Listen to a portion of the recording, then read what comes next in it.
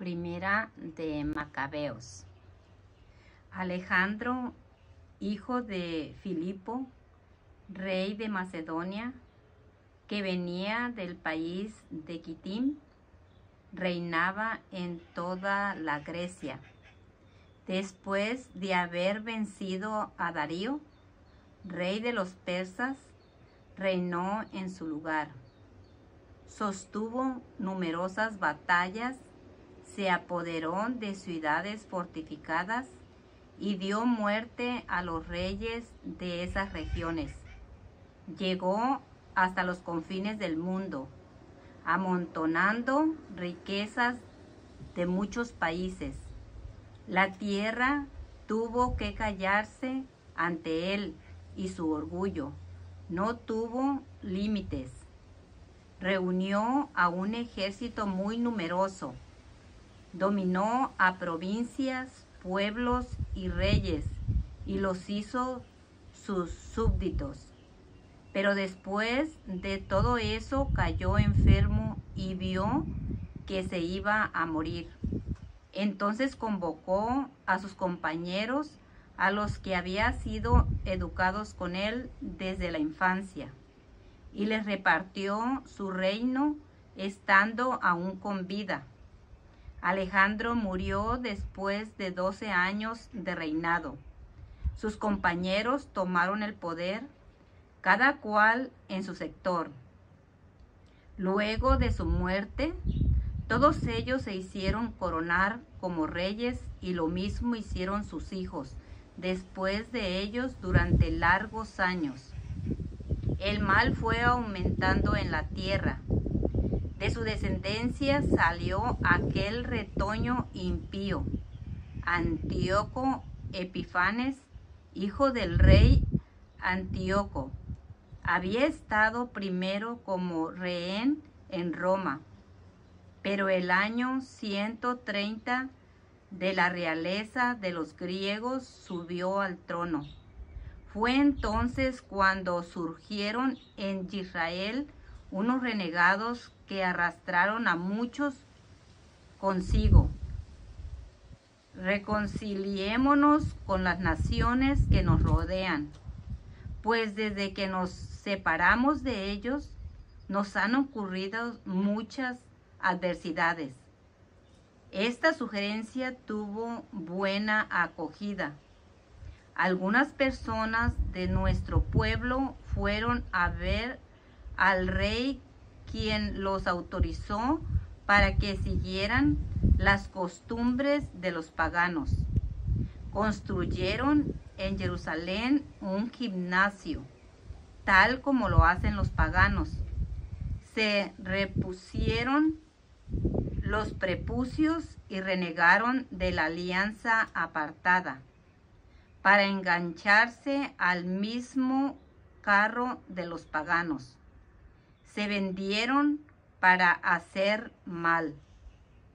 Cuando Antíoco creyó que tenía ya el reino en sus manos, quiso también reinar en Egipto y ser así el soberano de los dos reinos. Invadió Egipto con un poderoso ejército, con carros, elefantes, caballería y muchos barcos. Atacó a Ptolomeo, rey de Egipto, quien no opuso resistencia y emprendió la fuga. Muchos de sus hombres cayeron muertos. Antíoco se apoderó de las fortalezas de Egipto y arrastró con todas las riquezas del país. Después de haber vencido a Egipto, tomó el camino de regreso. El año 143 fue entonces cuando se abalanzó sobre Israel y sobre Jerusalén, con un poderoso ejército.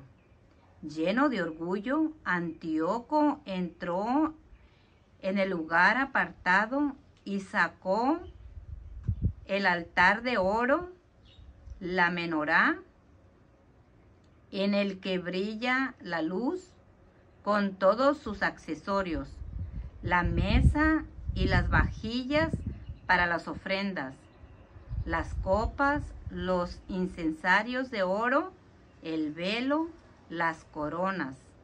Arrancó todas las placas de oro que adornaban la fachada del templo. Juntó todo el oro y la plata, objetos preciosos y todos los tesoros escondidos que pudo descubrir, y se fue a su país llevándose todo. Derramó mucha sangre e hizo declaraciones injuriosas contra Yahweh.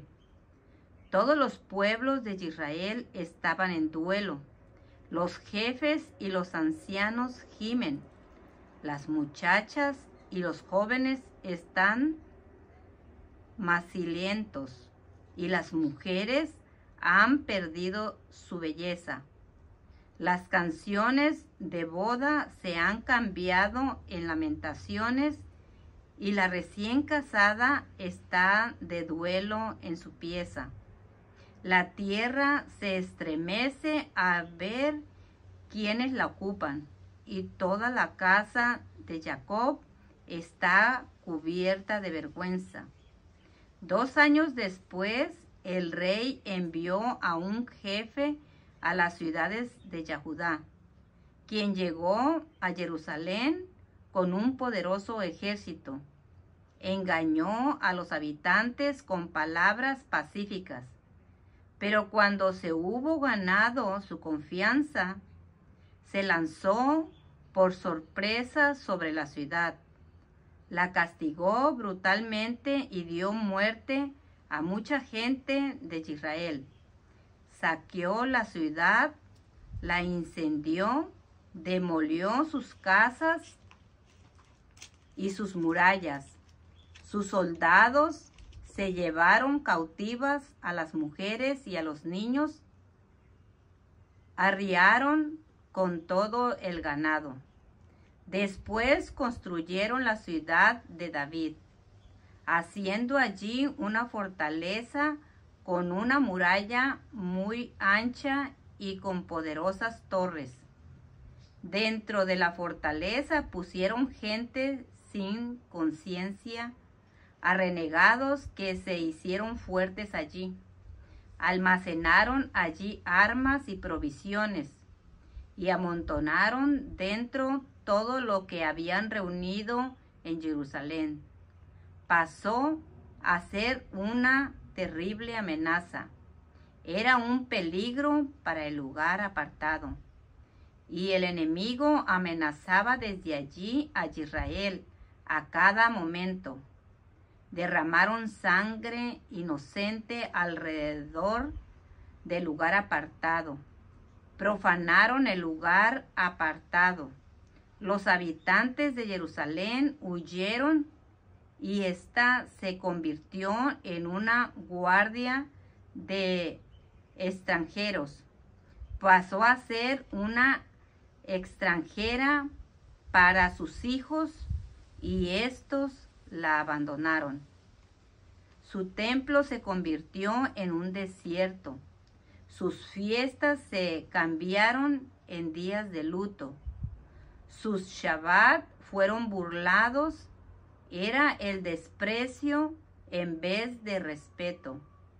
Era tan grande su vergüenza que su estima de otrora, su grande, se dio en el lugar al duelo. El rey ordenó después que todos en su imperio formasen un solo pueblo. Cada cual debía renunciar a sus propias costumbres. Todos los paganos se sometieron a las órdenes del rey. E incluso en Israel muchas personas dieron buena acogida a su culto, sacrificando a los ídolos y profanando el Shabbat. El rey mandó mensajeros a Jerusalén y a las ciudades de Yahudá para que les transmitieran sus órdenes. en adelante tenían que seguir costumbres extranjeras, acabar con los holocaustos del templo, los sacrificios y las libaciones. Había que profanar los Shabbat y las fiestas, ensuciar el lugar apartado y todo lo que es apartado, instalar altares, lugares de culto y templos a los ídolos, inmolar cerdos y animales impuros. Debían dejar sin circuncisión a los hijos y ensuciarse con toda clase de impureza y profanaciones. En una palabra, tenían que olvidarse de la instrucción y entrar todas sus prescripciones. El que no obedeciera las órdenes del rey debería ser condenado a muerte. Así se expresaban las cartas que envió el rey a todo su territorio. Le impuso inspectores a todo el pueblo y ordenó a todas las ciudades de Yahudá que ofrecieran sacrificios. Mucha gente del pueblo obedeció. Todos aquellos que abandonaron la Torá hicieron el mal en el país, obligando a Israel a esconderse en refugios. El día 15 del octavo Jodesh, el año 145, el rey instaló la abominación de la desolación en el altar de los holocaustos, y se levantaron altares en las ciudades vecinas de Yahudá. Se quemaba incienso en las puertas de las casas y en las plazas. Se rompían y se echaban al fuego los libros de la Torá cuando se los encontraba. Y si se descubría en la casa de quien un libro de la alianza, o si alguien obedecía a la Torá de Elohim, se le condenaba a muerte según el decreto del rey.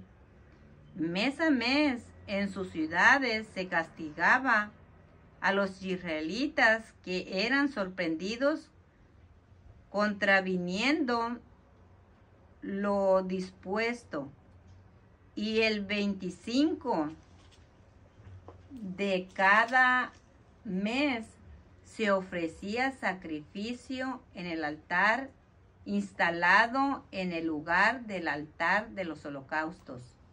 Según esa Torá, se condenó a muerte a mujeres que habían hecho circuncidar a sus hijos, junto con sus niñitos abrazados a su cuello. También eran condenadas a muerte sus familias y los que habían hecho la circuncisión. A pesar de todo esto, muchos continuaron siendo fieles en Israel y fueron lo bastante valientes como para no comer alimentos impuros. Preferían morir antes que volverse impuros con animales que iban en contra de la alianza apartada, y fueron ejecutados. Esto fue una gran prueba para Israel.